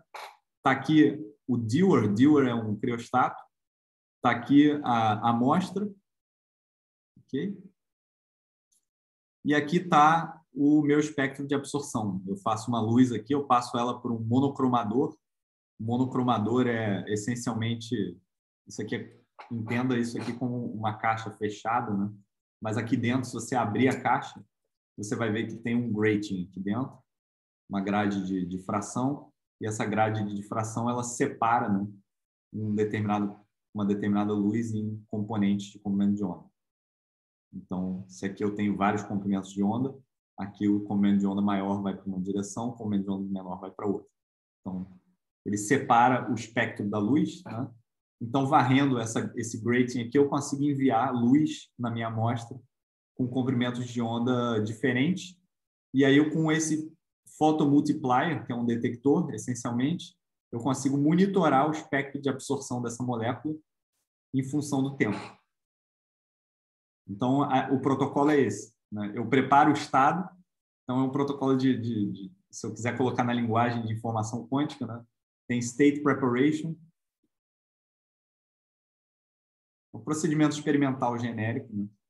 Onde eu jogo um flash de luz para soltar o oxigênio do rim group. Então, está aqui o meu rim, eu tenho o oxigênio ligado no ferro. Esse flash daqui, ele me tira o oxigênio. Ele desacopla o oxigênio do ferro e o oxigênio fica livre dentro da molécula. A ideia é essa. E aí, essencialmente, eu tenho uma evolução. Espero um tempo T e depois eu tenho medida, que é olhar o espectro de absorção. Então, eu consigo colocar isso na linguagem de mecânica quântica, de informação quântica, que a gente está tão acostumado a lidar. State preparation, evolution, measurement. Então, é exatamente isso que esse cara faz aqui, ó. State preparation, espera um tempo de evolução e mede.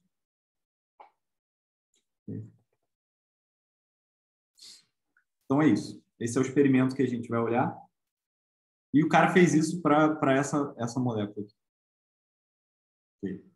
E aí, dependendo da minha reação química, né? Dependendo se a reação química ocorreu ou não, o meu espectro de absorção é diferente. Então, a reação química é o elétron sendo doado de um sítio doador para um sítio receptor.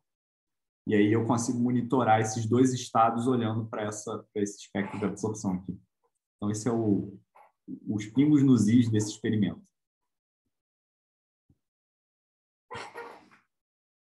E os caras que fizeram esse experimento são esses dois caras, DeVolt, são os sobrenomes dos caras, e Chance, o nome do cara é azar. Eu achei engraçado. Chance é chance, né? Tipo azar. E aí eles fazem o experimento e o resultado que eles obtêm está no Bielek. Deixa eu mostrar para vocês. Inclusive, o Bielek dá uns detalhes. Ele mostra aqui o reaction center da bactéria que a gente está interessado. Enfim. Pararia, ele discute um pouco isso e... Ué, cadê? Ah, sim. Aí aqui está o resultado.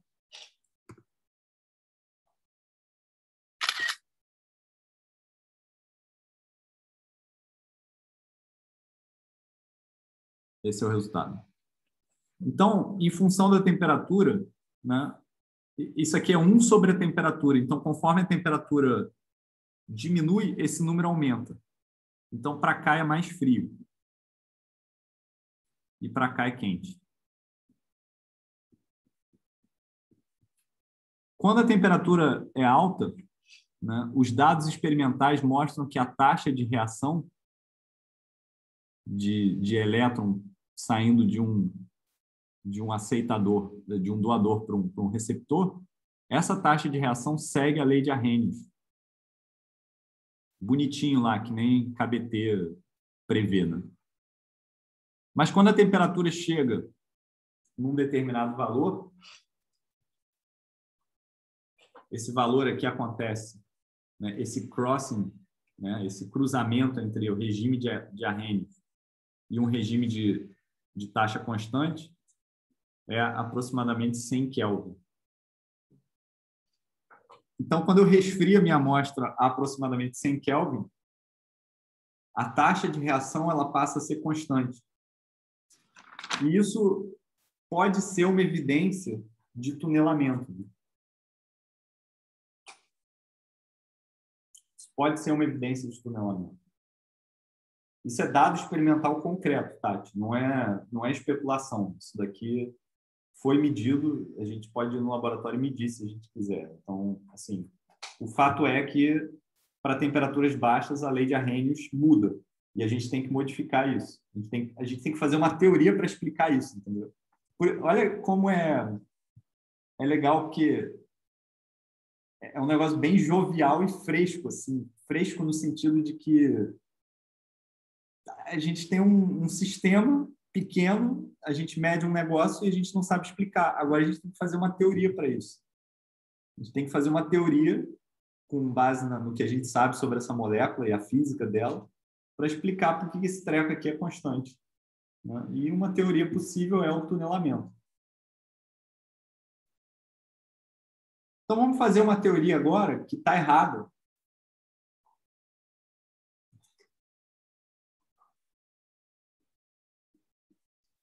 Então a hipótese é que tem tunelamento,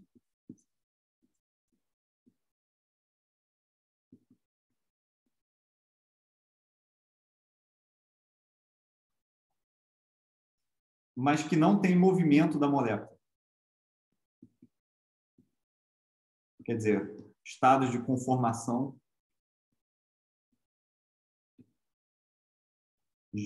tem um papel ou não, né? Desempenha um papel ou não. E na nossa teoria a resposta vai ser que não. Então a ideia é que esse rim, né, essa molécula é um negócio estático. Então está aqui a minha... que não tem movimento, né? Independente do movimento do meu átomo de ferro, né, desse módulo respiratório da molécula, ela pode estar aqui ou aqui, né? Independente disso, né, a reação de transição de um elétron de um sítio para o outro, ela acontece, mas que esse movimento da molécula não desempenha nenhum papel nisso, é simplesmente tunelamento. Então, para eu ter essa mudança aqui a mais ou menos 100 Kelvin, né, a minha taxa de Arrhenius ela tem que coincidir com a taxa de tunelamento a 100 Kelvin, nesse ponto aqui, ó. Essas duas coisas é onde elas se encontram, tem um cruzamento aqui, né? E a gente sabe que a taxa de Arrhenius ela vai com a exponencial de menos a energia de ativação divididos por KBT. E se eu tivesse tunelamento por uma barreira, né, a energia, a taxa de acontecimento dessa reação aqui, ela ia com uma exponencial de menos 2 vezes raiz de 2m vezes a energia ΔE, né? Eu vou chamar de ΔE aqui, divididos pela distância que o elétron tem que tunelar divididos por vezes a distância divididos por h cortado. Né? Essa expressão aqui, ela vem de um raciocínio muito simples de tunelamento por uma barreira. Então, se eu tiver uma barreira de potencial assim, né, eu tenho que resolver a equação de Schrödinger, né? A minha energia vai ser menor do que minha barreira de potencial, né? E aí, basicamente, a equação de Schrödinger é menos h cortado ao quadrado sobre 2m, psi derivada segunda no espaço, mais V0 psi, isso daqui é uma determinada energia. Então, eu vou ter que psi derivada segunda é igual a energia menos V0 vezes psi. Jogando isso aqui, eu tenho 2m para cá e eu tenho h cortado. Agora, se a energia que eu tenho for menor do que a taxa do que a energia da barreira de potencial, isso daqui vai ser um número isso daqui vai ser um número negativo, né? Tem um sinal menos aqui que eu esqueci. Claro que esse sinal menos vem daqui, ó. Sinal menos. Então, isso daqui vai ser um número negativo. Isso faz com que isso seja um número positivo. Então, a função de onda ela vai escalar com E elevado a menos 2m, a energia menos V0, raiz quadrada, né? Sobre h cortado, vezes a distância. Então, isso significa dizer que a minha função de onda é um decaimento exponencial daqui para cá. E aí, se eu tiver uma barreira de potencial de distância L, a taxa, né, a amplitude de probabilidade de eu encontrar o elétron depois dessa barreira, ela vai escalonar com uma coisa assim. Tem um fator 2 aqui que eu perdi no meio do caminho, mas não importa muito agora de onde ele vem. Ele não vai mudar nada. Isso daqui é o K de tunelamento. E aqui é o K térmico. Então, se eu quiser explicar isso em termos de tunelamento estático, onde o movimento dessa molécula que catalisa essa reação, né, que promove essa reação, não tem papel nenhum, eu tenho que cegamente igualar essas duas coisas aqui, porque na determinada temperatura crítica, essas coisas têm que ser iguais. Então, vamos fazer isso. Então, eu tenho que dizer que a exponencial de menos E sobre KBT na temperatura crítica é aproximadamente a exponencial de menos 2 raiz de 2ME vezes o tamanho na distância que o elétron tem que tunelar sobre H cortado. Isso aqui diz para mim que E sobre KBT crítico tem que ser da ordem de 2 raiz de 2ME L sobre H cortado. O que diz para mim que L tem que ser da ordem de H cortado sobre 2KBT raiz quadrada da energia, né, o delta E, né, perdão, divididos por 2m. Né. Vamos ver se as dimensões estão corretas.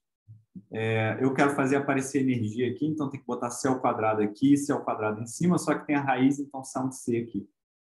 Então, se eu tiver H cortado C sobre L, eu sei que isso aqui tem dimensão de energia, passando esse KBT para cá.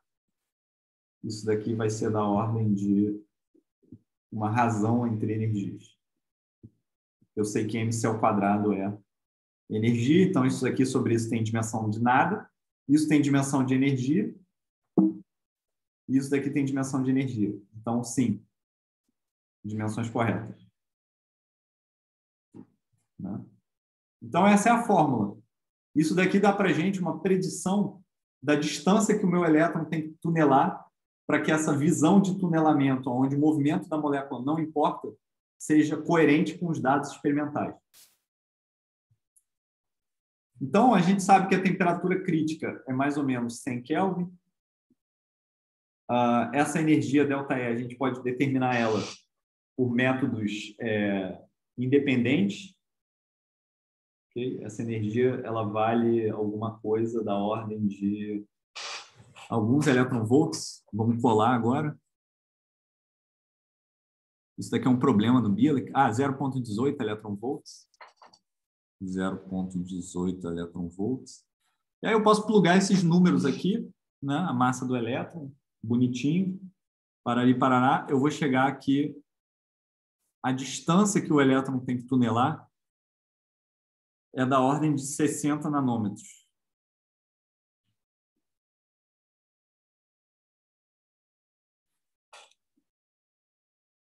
Ok? Agora vocês vão lembrar da pergunta do Felipe, que foi muito boa e crucial, né? Qual é a escala de tamanho que você tem para poder falar de tunelamento? Para eu explicar esses dados aqui como um tunelamento, onde o movimento da minha enzima, da molécula, não tem papel nenhum, não importa nada que essa molécula está se movimentando ou está parada, né? Eu tenho que fazer o elétron tunelar para uma distância de 60 nanômetros. Só que eu falei para vocês que essa molécula tem 8 nanômetros. Está anotado aqui, ó. O centro de reação inteiro tem 8 nanômetros. E isso é um pedacinho do negócio aqui dentro. Não tem como, né? Isso está doando um elétron de um ponto para outro, sei lá. Numa coisa que com certeza é menor do que 8 nanômetros. Então, essa ideia de que a molécula não se movimenta e o tunelamento acontece é ruim, é uma ideia ruim. Não tem como ser assim, né? Então, as pessoas pensaram nisso e fizeram um modelo onde a gente não assume tunelamento puro, nu e cru, né? Mas a gente assume que esse tunelamento ele está ligado ao movimento daquele tambor, daquela molécula de rim, para tentar explicar esses dados aqui. A gente vai ver na próxima aula sobre esse modelo, mas acho que, se eu entendi bem, o primeiro cara que fez esse modelo foi esse John Hopfield, que é um cara gigantesco dessa área de biofísica, né? Ele é um teórico. Esse cara também apareceu para a gente quando a gente estudou Kinetic Proofreading, que foi aquele método que os organismos vivos usam para fazer correção de erros, né? Para minimizar o erro na transcrição de RNA para proteína. Então, olha só, electron transfer between biological molecules by thermally activated tunneling. E aí, olha o abstract do paper. A theory of electron transfer between two fixed sites by tunneling is developed. Vibronic coupling in the individual molecules produces an activation energy to transfer at high temperatures and temperature-independent tunneling, when energetically allowed, at low temperatures. Ou seja, o que ele quer dizer aqui com esse abstract é que a teoria dele dá exatamente a lei de Arrhenius para temperatura alta e a lei de tunelamento para temperatura baixa. The model is compared with known results on electron transfer in chromatium in Rhodopseudomans spheroids. Enfim, é a molécula que ele escolheu para comparar. It qualitatively interprets these results with parameters whose scale is verified by comparison with optical absorption spectrum. Então, é exatamente esse tipo de experimento que a gente está olhando, que é o espectro de absorção de certas moléculas. According to this description, the separation between linking sites for electron transfer is 8 a 10 angstroms, far smaller than earlier estimates. O que ele quer dizer com earlier estimates é isso aqui que a gente acabou de fazer. Tunelamento tem um crossover com a taxa termal, logo isso dá 60 nanômetros. O que ele está falando é que a teoria dele prevê coisas, né? Hopfield, a teoria dele prevê coisas que são da ordem de 8 angstrom. Angstrom é 0,1 nanômetros, então isso aqui é da ordem de 0,8 nanômetros. Bem menor. E ele faz isso incluindo vibronic coupling in the individual molecules. Então, o movimento das moléculas. Okay? Então, essa é uma outra forma da gente ver que esse movimento, né, vibro-rotacional das moléculas é importante para descrever esses efeitos de catalisação de reações químicas. E aí eu queria chamar a atenção para várias coisas, chamar a atenção para que realmente isso aqui é física, num contexto de biologia, né? E é física singular, porque a gente pegou dados experimentais e a gente está tentando explicar eles, né? No caso, os dados experimentais são esses aqui, olha. Esse crossover entre tunelamento e lei de Arrhenius, né? Então, a gente está fazendo um modelo, né? Esse cara, Hopfield, ele fez exatamente o que um físico tem que fazer. Ele fez um modelo, né, mais simples possível para tentar explicar de maneira razoável, de acordo com tudo que a gente sabe sobre essas moléculas, por que esses dados experimentais aqui estão aparecendo, né? Então, eu queria chamar a atenção que isso aqui realmente é física. Física de qualidade, de alta qualidade. Eu queria chamar a atenção também para o fato de que eu não sei se vocês têm a mesma sensação que eu, mas a clareza com a qual esse abstract aqui está escrito é uma coisa fenomenal, assim. E isso define um bom paper. Define a diferença entre um paper medíocre ou ruim para um paper bom assim, no final das contas, a gente escreve papers e a maioria dos nossos papers vai ser esquecido. Eles vão acabar, eles vão para o lixo, no final das contas, né? Para o lixo da história. Sinto muito falar isso, mas é verdade. Os meus papers estão incluídos, os de todo mundo está incluído. Os do Hopfield provavelmente estão incluídos, os papers do Stephen Hawking estão incluídos nessa coisa. Mas alguma dessas coisas vão entrar em livro texto e vão ficar para sempre. E é essencial, né? Se você olhar as coisas que entraram para livro texto, elas são explicadas com um grau de clareza tão alto, tão simples, que você começa a entender por que aquilo ali virou um pedaço de conhecimento real, por que aquilo ali vai ser propagado pela humanidade para sempre e outras coisas não, entendeu? Então, eu queria também, como isso aqui é um curso baseado em pesquisa, né, eu queria chamar atenção para esse tipo de coisa. É uma coisa que a gente geralmente não comenta, não fala. Bom, eu vou ficar por aqui e na aula que vem a gente vai estudar esse modelo do Hopfield, ou pelo menos uma versão simplificada dele. Um modelo muito maneiro, onde a gente vai incluir, em outras palavras, para poder explicar esses dados experimentais aqui, eu vou querer incluir o movimento vibracional dessa molécula aqui nas minhas contas, e aí a gente vai ver que a gente consegue, talvez, números que façam mais sentido, né? Consequentemente, fortalecendo a hipótese de que tunelamento é importante para esse processo.